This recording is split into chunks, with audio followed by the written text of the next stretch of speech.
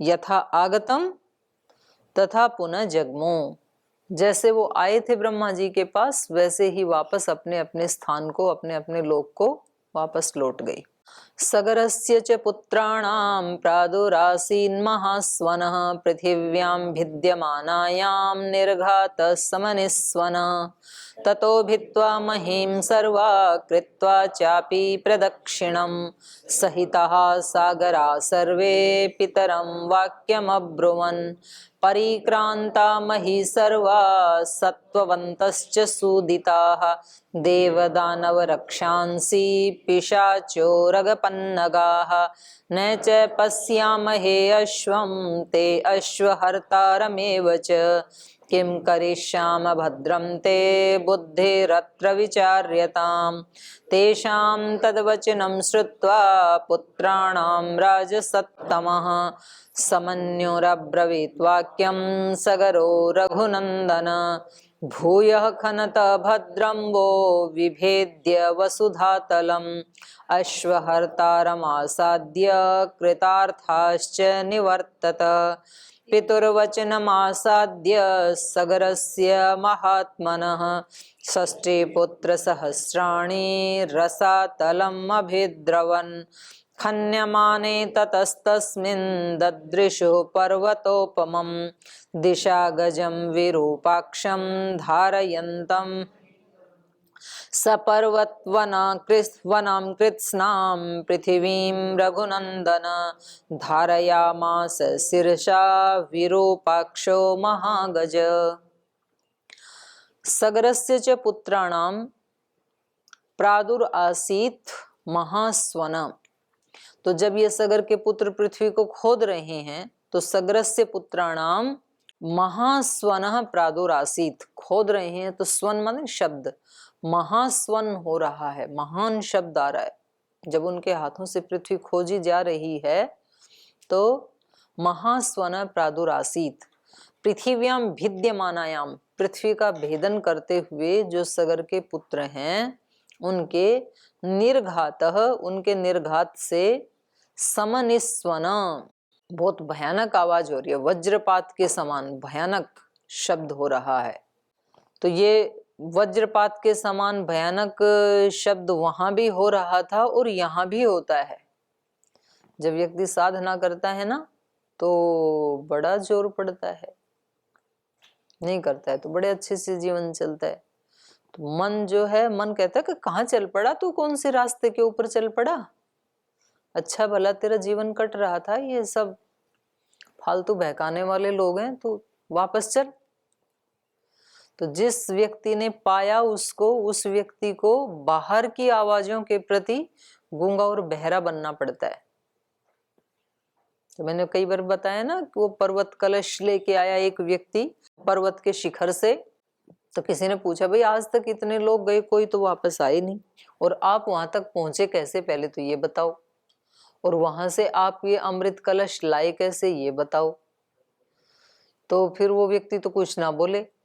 तो डॉक्टरों ने उसका चेकअप किया तो पता चला कि वो व्यक्ति गूंगा भी था और बहरा भी था, बोल भी नहीं पा रहा था, सुन भी नहीं पा रहा था। तो जैसे ही व्यक्ति आगे की तरफ बढ़ता है तो इधर से उधर से इतनी आवाजें आती हैं कि वो व्यक्ति वहीं बेहोश होकर गिर जाता है, बड़ी भयानक आवाजें आती हैं।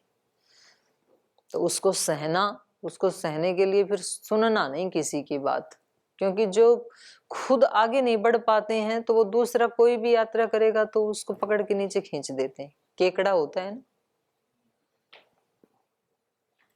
तो किसी व्यक्ति को विदेश में ले जाने थे, हजारों केकड़े, मुझे कैसे लेके जाएं इनको, ढक्कन ढक के पैक करके ले जाएं तो मर जाएंगे वहां तक, खुले में ले जाएं तो ये भाग जाएंगे, तो क्या करें। तो उन्होंने कहा कि एक बड़ा सा ड्रम ले लो, उसमें भर दो, कोई दिक्कत नहीं, बिल्कुल बिंदास लेके जाओ खुला। बोले बाहर निकल गए तो, बोले बाहर तो तब निकलेंगे ना जब दूसरे निकलने देंगे, जो भी एक ऊपर चढ़ेगा तो दूसरा उसको पकड़ के खींच लेगा, आपको कुछ नहीं करना है। तो परस्पर ही एक दूसरे को खींचते रहेंगे, तो आप आराम से लेके जाओ वहां तक। उसने ऐसे ही किया, वो ड्रम में एक ऊपर चढ़ता, दूसरा खींच लेता, फिर दूसरा चढ़ता तो पहले वाला उसको खींच लेता, तो सारे वहीं रहे आराम से। तो हम सब ऐसे ही करते हैं, एक आगे बढ़ता है तो दूसरे फिर उसकी शिकायतें इधर उधर, उसकी निंदाएं, उसकी चुगलियां, ऐसे ही चलता रहता है। तो गूंगा बहरा होना होता है इसके लिए। तो इनकी आवाजें कैसी हो रही थी जब ये खोद रहे हैं, तो भयानक, वज्रपात के समान। पृथिव्याम भिद्यमानायाम निर्घात समनिस्वनः ततो भीत्वा महीम सर्वाम कृत्वा चापि प्रदक्षिणम सहिताः सागराः सर्वे इतरम वाक्यम अब्रुवन्। सारी पृथ्वी खोद मारी, प्रदक्षिणा कर ली, घूम लिए, पूरी पृथ्वी के ऊपर घूम लिए, लेकिन उनको अश्व नहीं मिला।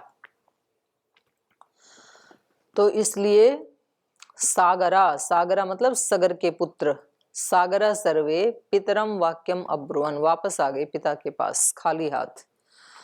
ततः सर्वां महीम भित्वा प्रदक्षिणम च कृत्वा, सारी पृथ्वी को खोद करके, सारी पृथ्वी की प्रदक्षिणा करके, सागराः सहितः पितरम वाक्यम अब्रुवन्, तो सारे के सारे पिता के पास खाली हाथ आ गए और उसको बोले, परिक्रांता मही सर्वा सत्ववन्तश्च सूदिताः देवदानव रक्षांसि पिशाचोर्गपन्नगाः। पिताजी, सर्वा मही परिक्रांता, सारी पृथ्वी के ऊपर हमने परिभ्रमण कर लिया। क्रमु पाद विक्षेपे, परिक्रांता क्रमु धातु से बना। सारी पृथ्वी के ऊपर घूम लिया हमने, पूरा ढूंढ लिया। सत्ववंतश्च, और सत्व मतलब प्राणी, प्राणियों को भी हमने सब जगह देख लिया। सत्ववंतश्च सूदिताः, सूदिता मतलब मार डाला, बहुत प्राणियों को भी हमने मार डाला। पृथ्वी में जो जो भी सामने आए उनको भी हमने सूदिता, सत्ववंतश्च सूदिता, सारी पृथ्वी ढूंढ ली। देव दानव रक्षांसी, देवों को, दानवों को, राक्षसों को, पिशाच को, उर्गों को, पन्नगों को, ये जितने भी प्रकार के प्राणी जातियां थी वो सब, उनमें से हमने बहुत लोगों को मार डाला जो सामने आई, सारी पृथ्वी खोज डाली। न च पश्यामहे अश्वम, लेकिन हम अश्व को नहीं देख पाए। अश्वम न पश्यामहे, नहीं देखा हमने, कहीं मिला ही नहीं।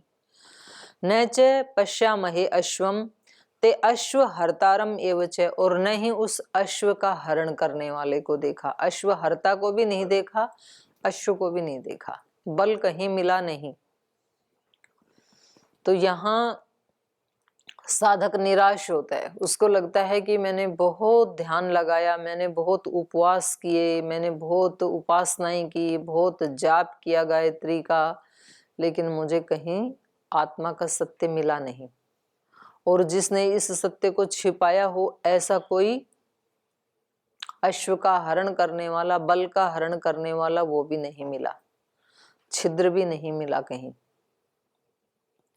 न च पश्यामहे अश्वम, लेकिन तो भी साक्षात्कार तो हुआ नहीं, वो आत्मबल तो मिला नहीं, और वो आत्मा तो है, उसका अभाव भी नहीं है, लेकिन मैंने अपने जीवन में देखा तो मुझे कोई उसका हरण करने वाला भी नहीं मिला।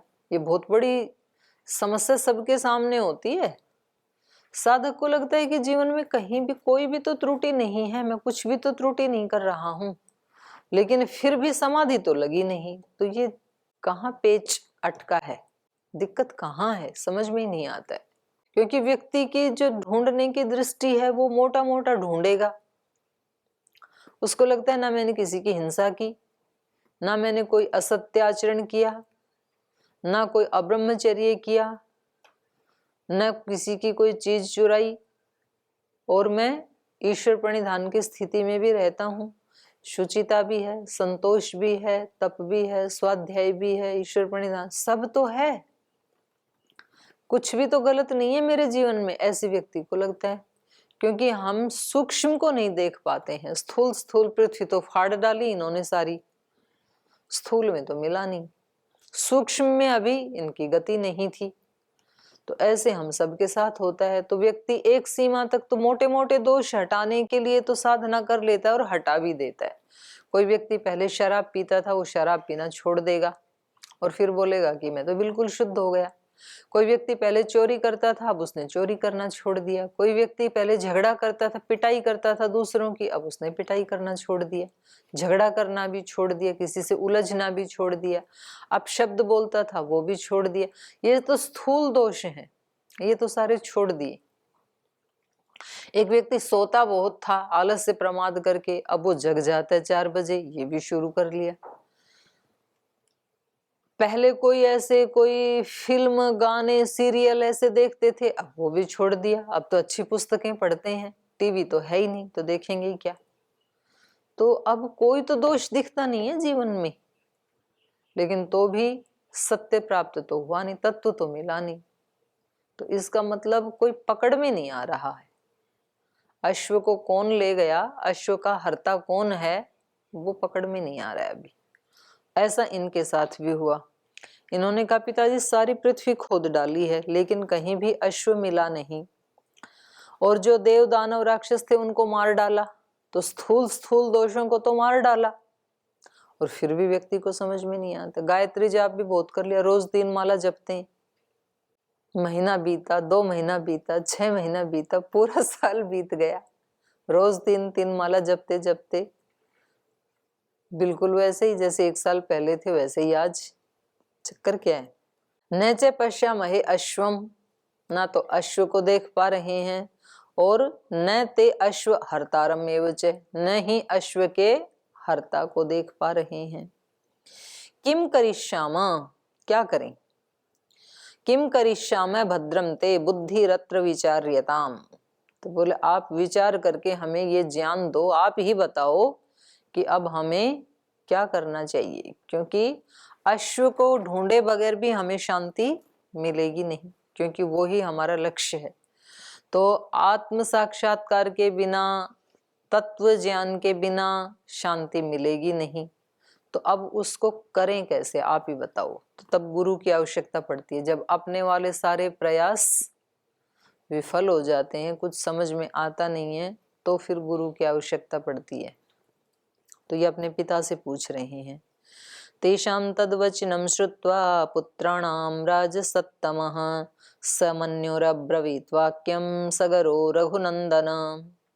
हे रघुनंदन, तेषां तद्वचनं श्रुत्वा, तेषां पुत्राणां राजसत्तम, तेषां पुत्राणां तद्वचनं श्रुत्वा, उन पुत्रों के इस वाक्य को सुनकर के, राजसत्तम जो राजा था सगर, समन्यु अब्रवीत, मन्यु सहित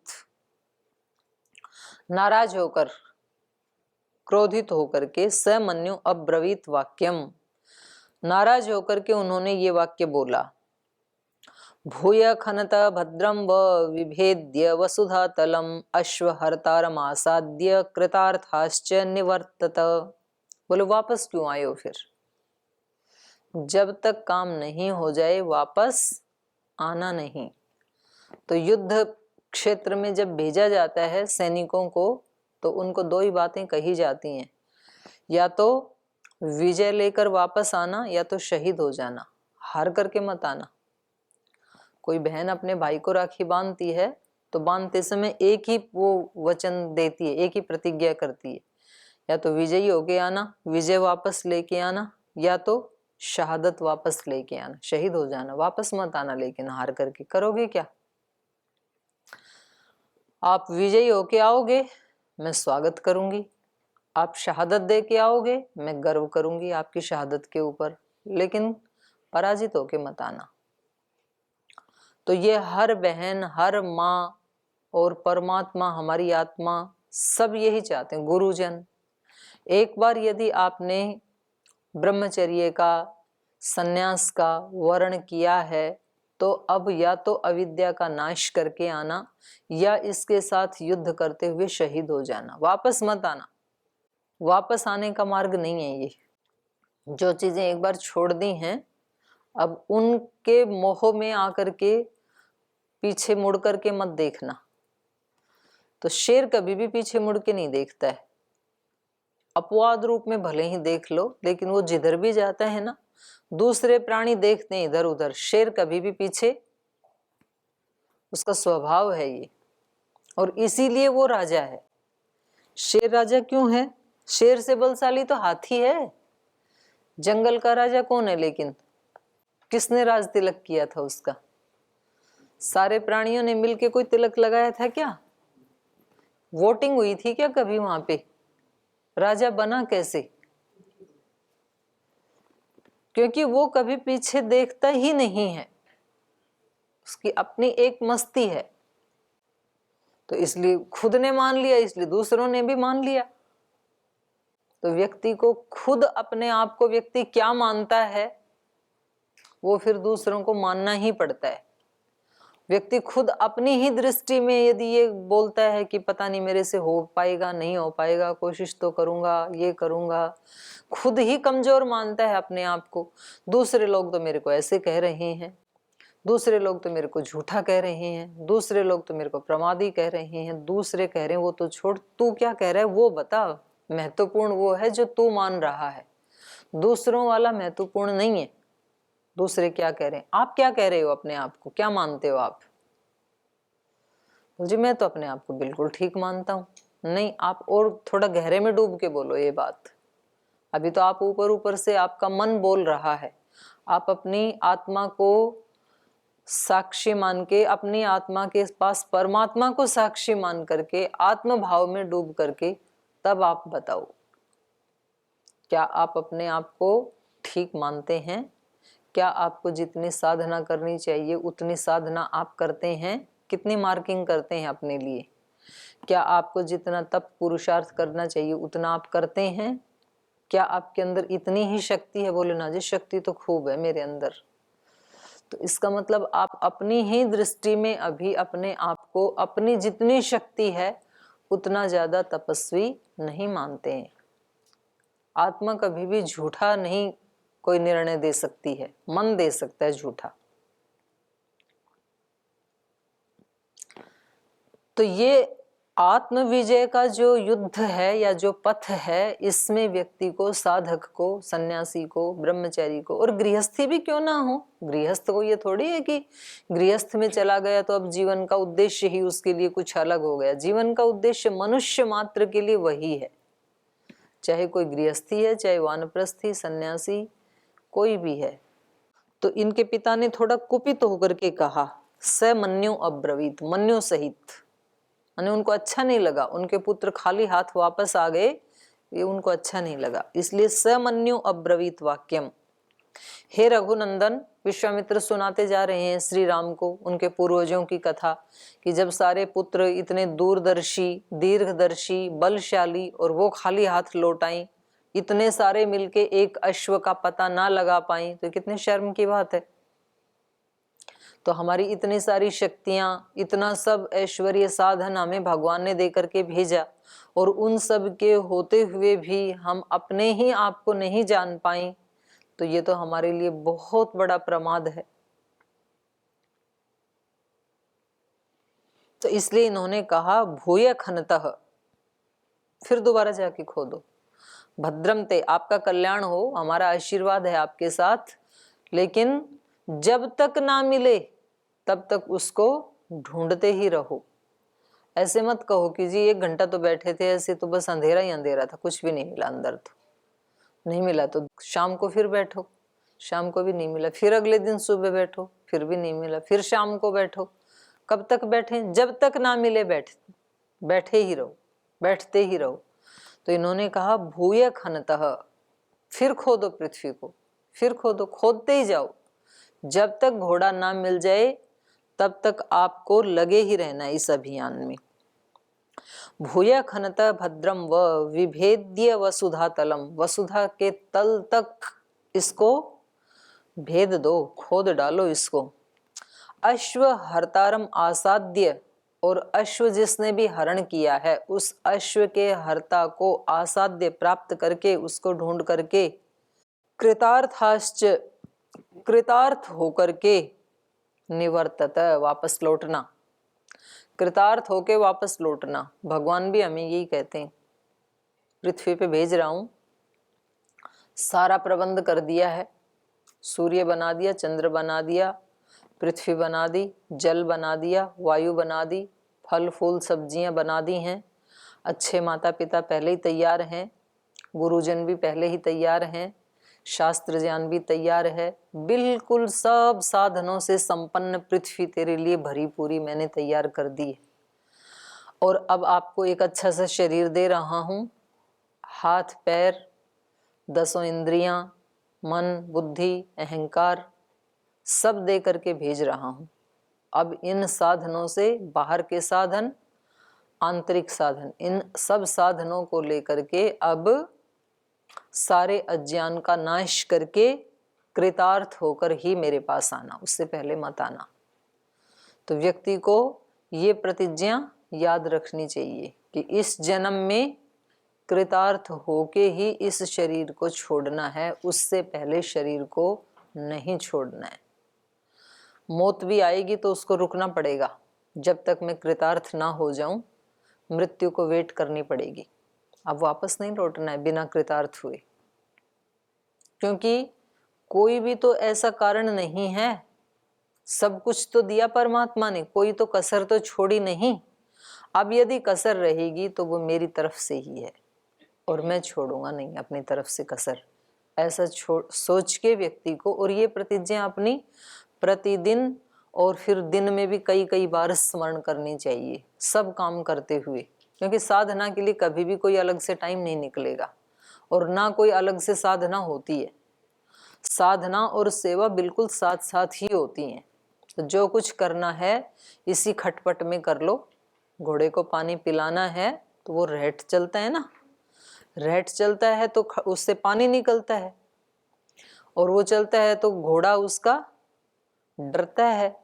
किसी राहगीर ने जाके किसी किसान से कहा कि भाई घोड़ा मेरा प्यासा है, इसको पानी पिलाना है, जरा अपना रहट चला दो। पहले रहट चलते थे, रहट मालूम है आपको, वो लोहे की वो बनी होती है ना, छोटी छोटी बाल्टियां, तो वो घूमती हैं तो खटखट की आवाज आती है, तभी पानी निकलता था पहले।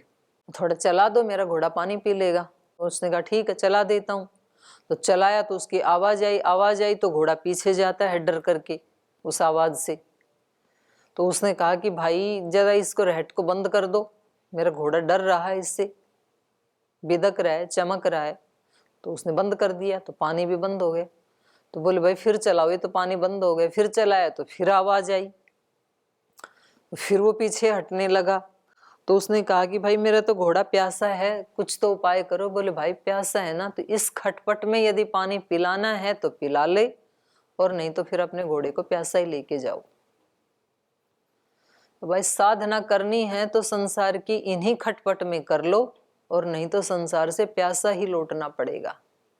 ऐसी धरती, ऐसी परिस्थितियां कभी हमारे लिए नहीं बनेंगी जहां कोई प्रतिकूलता ना हो। यही प्रतिकूलता रहेंगी हर जगह। कुछ अच्छे लोग होंगे हमारे आसपास, कुछ मीडियम होंगे, कुछ अत्यंत सामान्य निम्न कोटि के लोग होंगे। ये खटपट तो चलेगी कहीं भी रह लो। इसके चलते चलते अपने आप को कछुए की तरह बचाते हुए, जैसे कछुआ अपने अंगों को समेट लेता है, ऐसे अपने आप को समेटते हुए आपको पानी पीना है तो पी लो, नहीं तो फिर ऐसे ही जाना पड़ेगा। तो कृतार्थ होने के लिए व्यक्ति को खुद ही एक ऐसा निर्णय लेना होता है, और अपने हर कर्म से, हर अपने विचार से, हर अपनी भावना से उसको पुष्ट करना होता है अपने संकल्प को। कोई भी भाव अगर जैसे ही कोई अतिरिक्त अन्य भाव आया तो फिर उसको हटाना पड़ता है, कोई अन्य विचार आया तो हटाना पड़ता है। कर्म से भी ज्यादा यहाँ पर जो सूक्ष्म हमारा अस्तित्व है, विचार और भावना, उसको और ज्यादा पकड़ने की आवश्यकता है। हम कर्म को पकड़ते हैं, कल से यज्ञ किया करूंगा, कल से जाप किया करूंगा, हम इधर पुरुषार्थ करते हैं। कल से जंगल में जाके ध्यान लगाऊंगा, कल से नदी के किनारे जाके ध्यान लगाऊंगा, कल से केवल फल खाया करूंगा। हम इधर ज्यादा बल लगाते हैं, बाहर की बजाय अंदर ज्यादा बल लगाने की आवश्यकता होती है साधक को। अपने विचार को, अपने भाव को ज्यादा पकड़ना होता है। खाना पीना रहना, किधर रहते हैं, वो महत्वपूर्ण तो है, पर इसकी अपेक्षा वो कम महत्वपूर्ण है, अंदर वाला ज्यादा महत्वपूर्ण है। लेकिन तो तब व्यक्ति कृतार्थ होता है। तो यहाँ इन्होंने, पिता ने आदेश दे दिया अपने पुत्रों को कि फिर जाकर के खोदो, फिर साधना करो। तो उसमें उपनिषद में भी कथा आती है ना उद्दालकारुणी की, तो बार बार अपने पिता को आके कहते हैं कि वो तो नहीं मिला, तो फिर भेज देते हैं उसको कि फिर वो आके कहता है नहीं मिला, फिर भेज देते हैं। तो बार बार उनको भेजते ही रहते हैं। ऐसे भगवान हमारे को बार बार मौके देते ही रहते हैं। हमारे जीवन में कभी कोई व्यक्ति निमित्त बन के आता है और हमारे जीवन में एक ऐसी प्रतिकूल परिस्थिति बन जाती है कि जब कुछ लोग हमें अपमानित कर रहे हैं, कुछ हमारे ऊपर आरोप लगा रहे हैं, कुछ हमें तंग कर रहे हैं, वही तो मौका है, वही तो भगवान ने भेजा है। और उसको फिर हम हो हल्ला मचा करके व्यर्थ कर देते हैं। जो गेन करना था हमारे को वो छोड़ देते हैं। फिर भगवान फिर एक मौका देता, और कोई मिलते हैं 5 7 2 4 महीने के बाद, फिर उसको ऐसे ही शिकायत करके रो धो करके फिर उसको हटा देते हैं। वो ही मौका है, उसको पहचानना पड़ेगा हमें। तो ऐसे इन्होंने अपने पुत्रों को कहा कि कृतार्थ होकर के ही लौटना। ईश्वर ने भी हमें ऐसे ही कह करके भेजा है कि इस धरती से जब वापस आओ मेरे पास तो कृतार्थ होकर के ही आना। तो शेष जो कथा है इसको कल आगे पढ़ेंगे। आज यहीं विराम देते हैं।